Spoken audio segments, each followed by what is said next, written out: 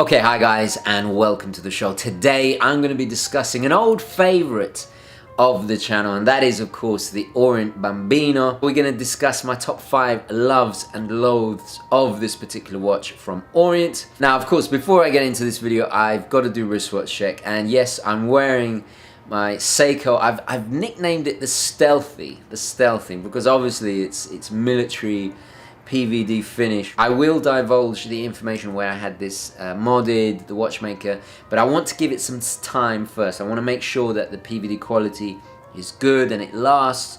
Also, I want to make sure that it performs well before I recommend anything. So stay tuned for all of that. Now, wristwatch check done. Let's roll the intro and get into today's video.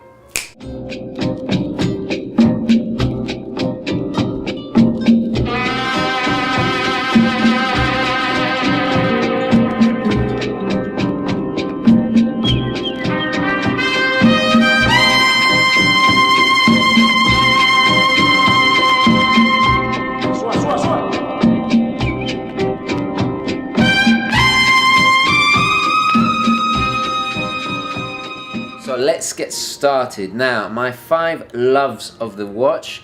Bear in mind there's 4 generations of this particular model from Orient. Orient is a fantastic company, a subsidiary of Seiko, Epson, or is it Epson Seiko? I can never remember. They make all their movements in-house. They've been going since the 50s.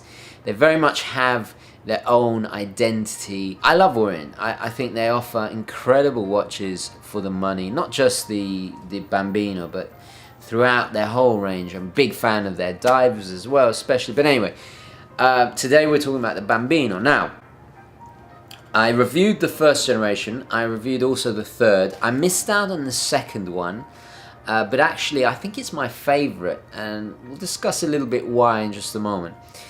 So my first love of this piece has got to be the value for money. At under $200, considering what you can buy, I mean, most fashion watches, they're like a couple of $100, and they're just quartz. You're paying for a name on the dial. This is a real automatic, beautifully made, in-house, all in-house dress watch for $200. I mean, its value is unbeatable. It's still, to this day, probably one of the best deals out there. It's a great gateway watch to mechanical timepieces especially. And I think it offers an affordable dress watch for those like me that perhaps don't want to spend big bucks but need something elegant and automatic. So I think value is definitely number 1. Okay, number 2 is the choice of designs. So we've mentioned there's 4 generations. The third generation I reviewed was all very Bauhaus with these beautiful minimalist sunburst dials. The first and second came in 2 flavors, so to speak. The what I call antique, which has the Roman numerals, beautiful applied Roman numerals, and the very kind of Mad Men-esque mid-century kind of 60s style. So there's a fantastic range of colors, of dial styles, of, you know, you can get ones with painted blue hands or the Dauphine gold hands. There's a really nice amount to choose from within the range, and I think that's definitely one of its strongest attributes. Okay, thirdly has got to be the charm of the piece. It's a very difficult thing to explain because it's not really, it's not quantifiable in any kind of scale. It has a feeling to it. Going back to its value, right? Considering you're spending the same as most fashion watches, the fashion watch doesn't have that charm of an automatic timepiece. This, you really do get the charm of traditional watchmaking for not that much. And I really do think it adds to the enjoyment of the piece. You know, from the domed crystal, from the case, from the beautiful selection of dials, to the sweeping seconds, because it is an automatic, you know, a mechanical timepiece. And they're very tastefully done. So stylistically, there's not really that much out there at this price range that offers all of this. Little applied Orient logo, the heraldic logo. It's just very charming. I mean, you can't resist it. So that's definitely one of its most intriguing qualities. And it's very difficult to explain, but if you've worn one of these, you will understand. So that was my third point. The fourth point The movement. Now, I mentioned it's completely in-house, which is a staggering achievement considering its price. Not only that, Orient hand-assemble their movements, which is quite staggering. For the money, okay, you're not getting a highly decorated movement, but at the end of the day, the second generation has the upgrades. They actually improved the movement. They included the F6722, which is now hackable and hand winding, which is fantastic. Even without those upgrades, it's still an incredible value for the money, but it is a nice touch. And not only that, you got a 40-hour power reserve, and these things are very robust, solid, reliable, outstanding. So that was number 4. Number 5, and that's got to be the quality. I was very surprised at the attention to detail you get with these pieces. They do look much more expensive than they really are, and at the end of the day, that's what you want in a dress watch. Okay, yeah, it's not going to be comparable in the finishing to, you know, a luxury watch. My particular favorite is the second generation because you get the upgrades of the movement, you know, that we just mentioned. The version with the Romans on the dial in the beautiful rose gold tone, I just think it has a class and elegance to it. The quality and the finishing really went up between the first generation and the second generation. So I've got to say the quality, and I never expected to say that about a watch under $200, but you do get a lot for what you pay for. The finishing is improved, you know, from the brushed sides to the polished at the top, the bezel. It's beautifully done. Of course, you're always going to get quality control issues with entry-level timepieces. That's just part and parcel of entry-level watches. So I'm not saying they're perfect, but I haven't found any faults with the Orients I've bought or worn or reviewed. They've always been impeccably well put together.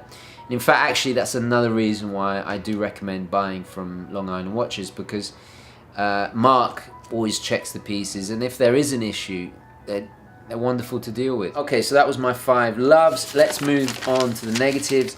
Well, the first thing is the 21mm lug width.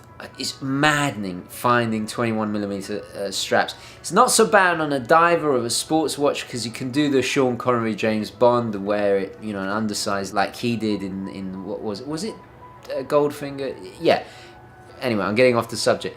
It's not a big deal, but for a dress watch, you want a snazzy fitting strap for it. I don't know why they decided on 21mm. It's just maddening. I think on the newest generation and the 4th generation, they actually went with 22. I would have preferred 20 because I think smaller straps are more elegant. They just have a more refined look. However, it's a lot easier getting a 22mm strap. And that kind of leads on to my second hate or loathe of the Bambino, and that is the straps they come with. Now, of course, with an entry-level piece, you cannot expect everything to be perfect.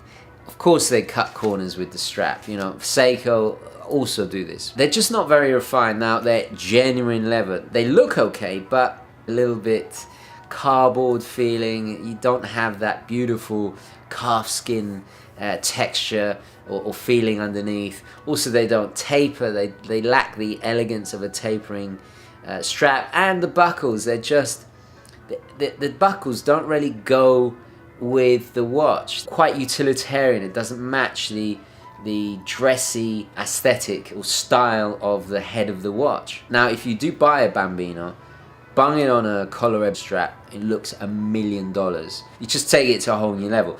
But you don't buy these watches for the straps at the end of the day. And I understand they've got to keep costs down, otherwise you're going to push it up into different price bracket. Okay, so that was number 2. Number 3, and I really do actually hate this about the Bambino.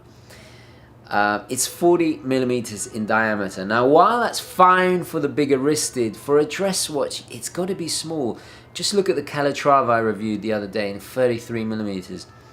Okay, yeah, it's going to be too small for a lot of people, but a dress watch is supposed to be smaller. I think 40mm is not in keeping with the retro styling of most of the Bambinos. Now, the actual height of the watch is absolutely fine, 11.8 with the domed crystal. It slides on the cuff very nicely indeed. That's not an issue at all.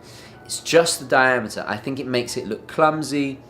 it kind of cheapens it a little bit. That's the big mistake all these fashion, you know, these pseudo Bauhaus watches that are all the rage. They're far too big. Had it been 38, possibly even 39, but definitely 38, I would still own one to this day.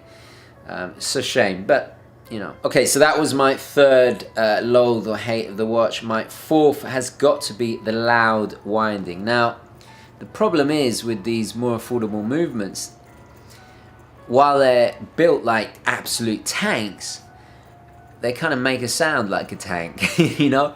You can hear them wobble, you can feel the wobble, you can hear it. At this price range, you cannot expect heaven and earth, but it is a telltale sign. It is a bit of a giveaway that it's not, you know, a more expensive movement. It's not that smooth, buttery feel, even that you find in some of the higher ETAs. Some people actually find that charming. I find it a little bit, I don't know if you can you hear that?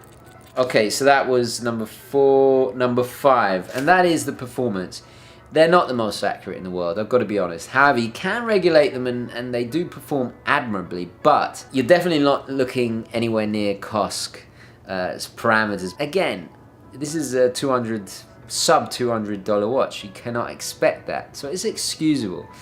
And also, it's a dress watch. Technically, you know, if you're going black tie, you're not even supposed to wear a watch. Nobody adheres to that rule anyway. It's not so inaccurate that you're going to be late to an appointment, but I had to put it in there. And to be honest, guys, I really couldn't think of a fifth one, so I'll just put it there anyway. Actually, you know what? Come to think of it, I could have put the mineral crystal in there, but I like the way it looks. I think it adds to that retro charm, you know? So, yeah, I think I'll go with the accuracy issue. Okay, so those were my 5 loves and hates of the Orient Bambino, but the big question remains, do I stick by that original statement a year or so ago that I consider it the best value dress watch under $200? And I've got to be honest, nothing much has changed. I still think it is, and I think it's only got stronger with the progression of the Bambino generations. My favorite still is the second generation because they improved